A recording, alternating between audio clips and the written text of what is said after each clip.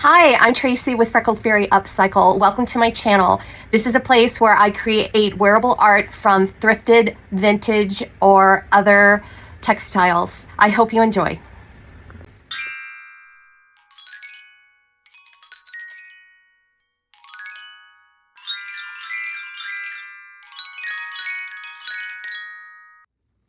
Hi, welcome to my channel. Today we are going to make some zipper bags. So let me explain why.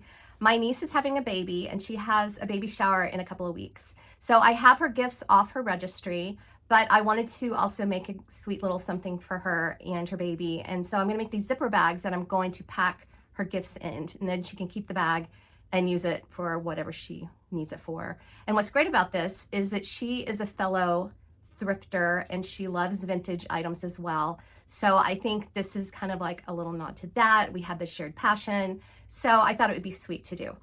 I dug through my vintage textiles and some other things that I thrifted. I'm just going to show you what I'm kind of considering. As usual, things may change along the way, but these were my first pieces that I pulled. So the first piece is this really cute pillow sham. It's got some great texture, great color. It has this really nice fabric on the inside that I think is so cute. I also pulled this table scarf that is linen and it's embroidered on both ends with the same pattern. There are a couple of little holes, but I'll deal with that. I'm not worried about that. I also got out this pink toile sheet that I thrifted. I made a shirt with this in another video with a pink gingham pillowcase. So check that out if you want to see that. And for some embellishments, I pulled this sweet, I guess it's a doily. I love the cutout work and this pink trim. And then finally, I pulled this fabric that I thrifted. It has birds on it. I'm thinking about taking one of the birds and cutting it out and sewing it on. Hopefully my niece isn't afraid of birds, but I think it's gonna be really cute. So let's get started. So first of all, I need to figure out how big I want to make the bags. I'm gonna start with one and then move on to the next one. This may be two tutorials. I'm not sure. We're going to see how long it takes to make one of these. So the best thing that I can think to do is to lay out the present because it has more than one thing in the bag. It's going to have like 3 items. So I'm going to lay them out in a configuration and then measure that against the fabric and figure out how big that I need to make the bags. Now, I'm not going to show you the gifts just in case she watches this. I don't know if she watches me, but you just never know. So I'm going to grab some other things I can use that are a similar size, and we can go about figuring out how big I'm going to make the first bag. Okay, so I just grabbed some things out of my studio to kind of approximate the size. So this guy obviously needs some TLC. He was in our yard for a few years, so I got to work on him. And I have this cigar box. I keep like little doodads in, and then just this piece of lace fabric. So that's about the size of what everything is going to be. So I'm just going to grab my ruler or measuring tape. I think I'll do measuring tape. And I'm just going to measure the size. So this is 10. It's almost a 10 by 10. 10 by 11. So what I will do then is make the cut probably 14 inches. So I'm adding 4 inches by, 16. So 14 by 16. So 2 pieces like that. So we're going to start with the pillow sham. It is the right size. I can get a 16 by almost 14, so that'll work out of this. I will just turn the gifts sideways to get them to fit, but that will be absolutely fine.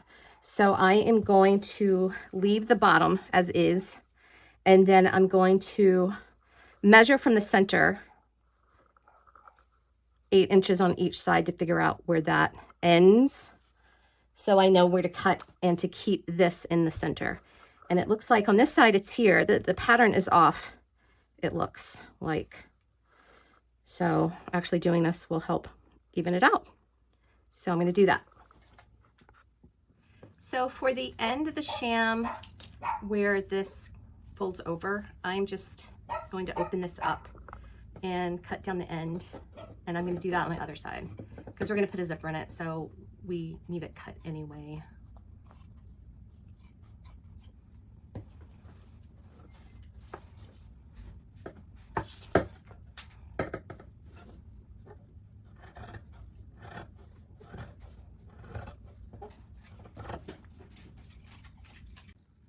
So I'm checking out all the birds, and I think I'm going to choose this one. So I'm just going to cut about 1/4 inch around the actual bird so that I can zigzag it on. I apologize that my dog keeps barking. She is old and she's deaf, and I can't get her to stop barking. So just say hello to Hazel and let's just keep on rolling with it. I just saw this larger bird, which it might be cute to do like a mommy and me bird situation. I think that would be really cute. So I'm going to grab this one as well. So I have the birds cut out. Here's the mommy bird. Here's the little bird. When I figure out where they're going to place, I don't know if I'm going to keep this branch or not, so we'll see. I also decided it needed something to kind of ground it. So I pulled this doily. I thought it was so pretty, and it has this yellow flower on it. So let's figure out where we're going to place them and pin them down.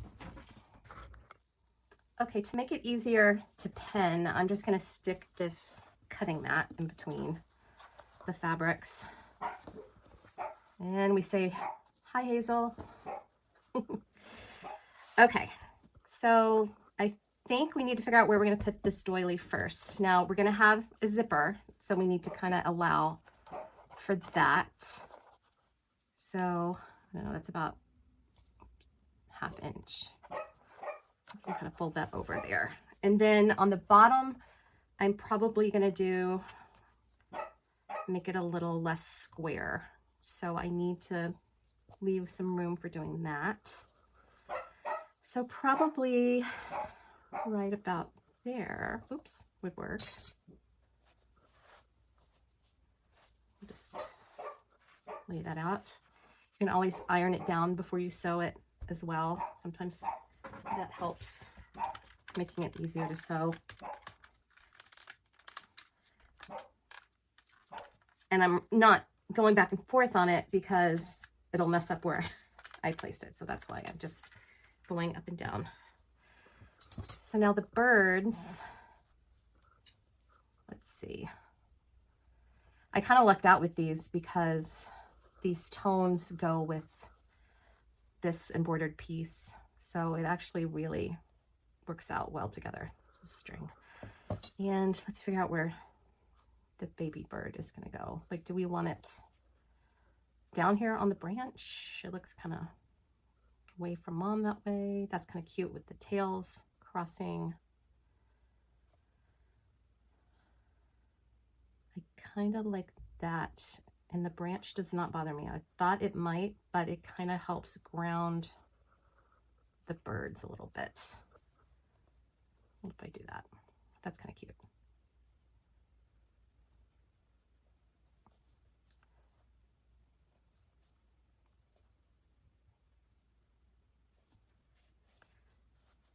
Okay, I think I need to scooch it down a little bit.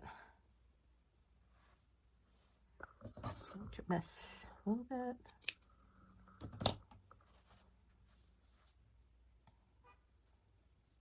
Okay, I think I like that. I think, let's move it down. I don't want it so just straight in the middle, so I'm going to put it off to the side a little bit. Yes, I like that. So now I'm just going to pin it down.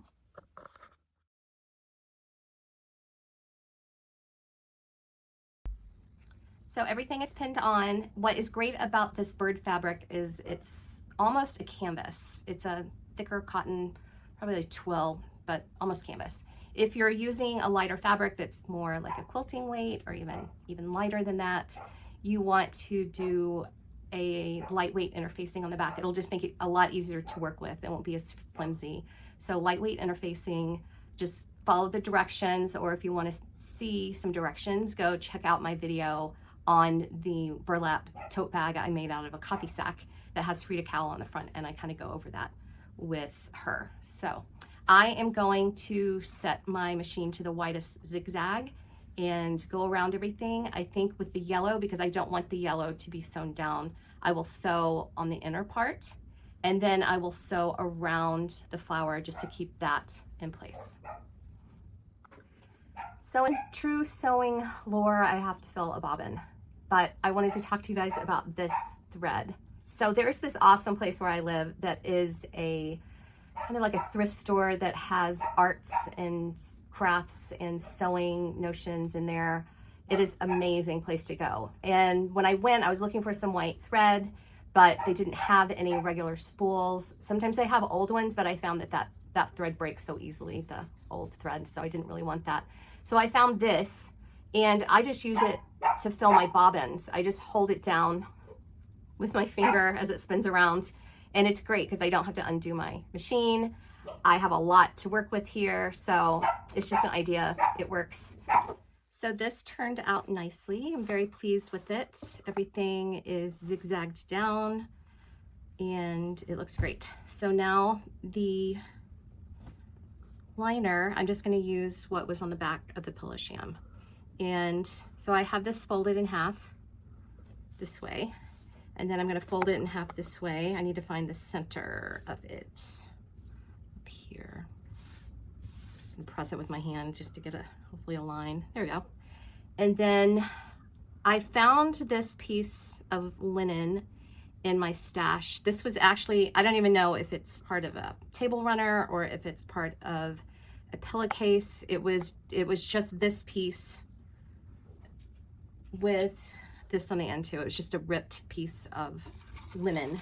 So I'm going to use it for a little pocket. So I am going to do the same thing. I'm going to just fold this in half.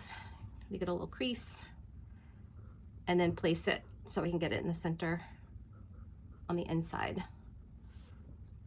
So I'm going to place this. I'm going to use I love these little rulers. If you don't have one, these things come in handy because big rulers can get cumbersome, and as can the measuring tape when you're measuring things like this. So I just want to make sure it's about the same from the top. So I'm putting it about 3 inches because again, this is going to bend over with a zipper. So I'm going to get it in place and pin it down and then do a straight stitch around the edge. I may do two, one on the edge and then one a little bit further in. I forgot to mention that I ironed down the edges to make a clean edge on the pocket. So just iron that down before you pin it down and sew it. Okay, now it's time to put the zipper in. This is a thrifted zipper, so it is way too long. You can buy zipper tape, so this is basically kind of like the same thing. So I'm just going to cut it to length. I'm going to come in about a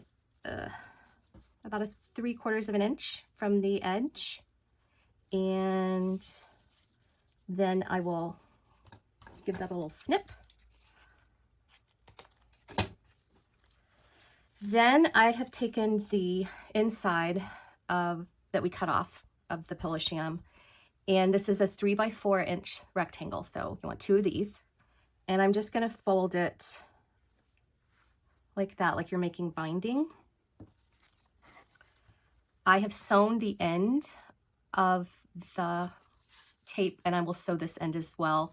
These are plastic teeth, so I should be able to just very slowly, gently sew across here. If it gets kind of hard, I'll just have to hand crank it. So we are going to then sandwich the zipper in between here. And then before I sew it, I'm going to make sure this is a little closer to kind of keep the teeth together. You want to keep them together. And I'll do just a straight stitch across all the way down. And then I'll do the same thing to the other side. Okay, so this is what it's going to look like. Now you're going to open this a little bit, your zipper, and you're going to take the front of your bag, right side up, and we're going to go wrong side down with the zipper. So the pull is going to go down. And you're going to place it in the center. And we're going to go ahead and just put a couple of pins in here just to hold it in place.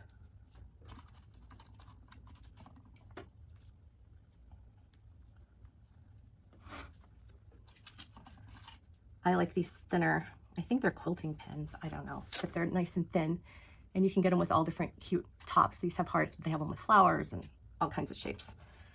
And then you're going to take your lining piece, this is the pocket that we put in, and you're going to go face down, so right sides together, and we're just going to make a zipper sandwich. So I'm going to go ahead and put those pins back.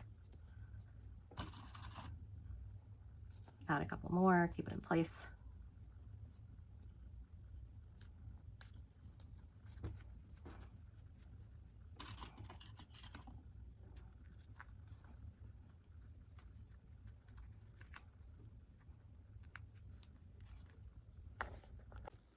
So I have my zipper sandwich done, and I measured from the edge of the zipper to the teeth, just so I have an idea, and it's a 1/2 inch, because you don't want to sew over the teeth or your zipper won't work. The other thing I kind of did, which you don't have to do this is just me being crazy. I took a pencil, but you can also get one of the washable sewing pins, and I just did a little line. I felt where the zipper was, just to give myself a little bit of a guide, and just did a little line. But you can also just sew them on separately. So you can sew out on the front first, and then you can put on the lining, and then you can use the seam from sewing it on first, kind of as a guide. That's another idea. So right now we're going to change into our zipper foot. So your zipper foot may look like this. Some are just really thin. It depends on your sewing machine. Mine looks like this, and you clip it on one side or the other. I'm going to clip it on the left side. And then one thing I do when I'm switching feet back and forth, because I'm always losing them because I don't put them where they're supposed to be, is I created myself a place for it to be. So I just grabbed my little tea bag holder. I got this actually for this sole purpose. So I took off my regular foot. I put it in my little kitty cat holder, and I set it to the side. So then there's my foot, and then I can switch back and forth when I need to. Okay, so I'm going to do this. I'm going to clip this in, and then I'm going to find where that teeth begin and just do a straight stitch all the way down, going slowly to not go over the teeth. When you get to your zipper pull, you are going to stop right before you get to it, leave your needle in, kind of wiggle it to the side, and pull it out of the way so you can sew by it. If you just kind of sew around it, you'll have like a wonky zipper situation. So, okay, I have my foot in, and I always check where my needle position is, just to double check, slowly lowering it, because you can change your position of your needle. So make sure it is in the right position, not to hit your zipper foot, because I have hit my zipper foot before without checking, and you will break your needle, which that's a whole nother situation. So check that first before you start sewing. Okay, I've lined up the edge of that zipper foot with the edge of the zipper teeth before I put my needle down. I'm going to make sure it's in the right position before I start sewing. So it's going to start there. I got to cover it up, but I just wanted to show you how I figure out where my position is. Okay, so now you want to check your zipper to make sure it works. And if you're all good to go, you're going to gently iron this down. Be careful of the teeth so you don't melt them. And then do a top stitch that'll help keep all the fabric flat so it doesn't get caught in your zipper. Now we're going to do the other side. So the lining is all on one side, the bag is all on the other. So on this side, I have the front side facing the zipper, and then the other side of the lining on the back. And so this is another zipper sandwich, and we're going to do the same thing. We're going to sew a straight stitch down. We're going to flip it all out. We're going to iron it. So another straight top stitch, and then we'll go on to the next step. Okay, so in this situation, since I didn't cut the bottom out, I took my, I don't know what you call it even, the sleeve off the sewing machine so I could push this through as I do a top stitch. Obviously I can't start or go all the way to the end of it, but I'm gonna go as far as I can, and then I'll just flip it and finish this top stitch. So if this wasn't like this, if it wasn't sewn yet or together yet, I could just do it. It's flat, no big deal. But I like to make things difficult for myself, so hopefully this works. Okay, so now it's time to sew around the bag, and my zipper is all the way open on the inside. I have all the lining on one side, the outside of the bag on the other side. I have matched up the edges, and I've marked this. I like to use pins going in the opposite direction than I have the other ones, just to remind me I need to leave about a 4-inch space here so I can turn the bag right side out once I get finished sewing. So I'm gonna do straight stitch here, skip this part, do a straight stitch up the side, on the other side, just a straight stitch.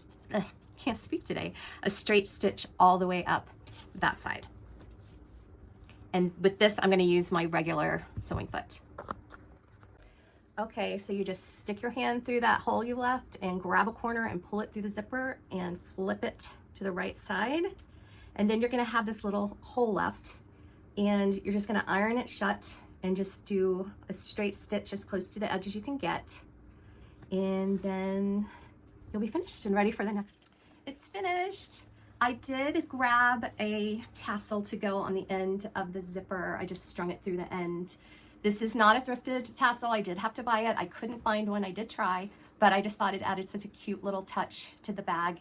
It is full of the presents, and you can see how cute it looks.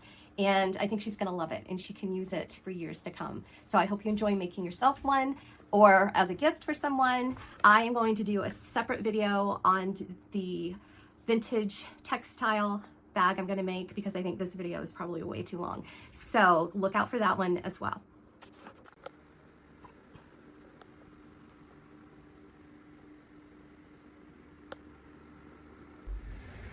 Don't forget to subscribe and like my video, and make sure you follow along for more DIY upcycle ideas. Also, I'd love to see your creations. Follow me on social media at Freckled Fairy Upcycled, and tag me in your photos and videos so I can see what you're up to. My channels are on TikTok, Instagram, and Facebook. I hope to see you there.